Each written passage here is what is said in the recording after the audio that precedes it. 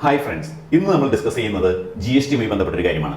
Central G S T ഉദ്യോഗസ്ഥർ G S ടിയിൽ notice issue ചെയ്യുമ്പോഴും ഓർഡർ ഇഷ്യൂ ചെയ്യുമ്പോഴും വരുത്തുന്ന 3 തെറ്റുകളാണ് ഞാൻ നിങ്ങളുമായിട്ട് പങ്കുവയ്ക്കുന്നത്.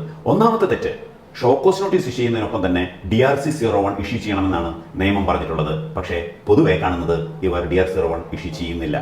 2, ഓർഡർ ഇഷ്യൂ ചെയ്യുന്ന സമയത്ത് ഓർഡറിനൊപ്പം തന്നെ DRC-07 ഇലക്ട്രോണിക്കൽ ഇഷ്യൂ ചെയ്യണമെന്നാണ് നിയമം പറയുന്നത്. പക്ഷേ സെൻട്രൽ ജി എസ് ടി ഉദ്യോഗസ്ഥർ പൊതുവെ കാണുന്നത് ഇതൊന്നും ഇഷ്യൂ ചെയ്യുന്നില്ല. 3, ഷോക്കോസ് നോട്ടീസ് ഇഷ്യൂ ചെയ്യുമ്പോൾ പലിശ വർക്കൗട്ട് ചെയ്ത് എത്ര എമൗണ്ടാണ് പലിശ അടയ്ക്കാനുള്ളത് എന്ന് വർക്കൗട്ട് ചെയ്യണമെന്നാണ് നിയമത്തിൽ പറഞ്ഞിട്ടുള്ളത്. അത് DRC-01 കാണിക്കുകയും വേണം. എന്നാൽ ഇതൊന്നും ഇവർ ചെയ്യുന്നില്ല.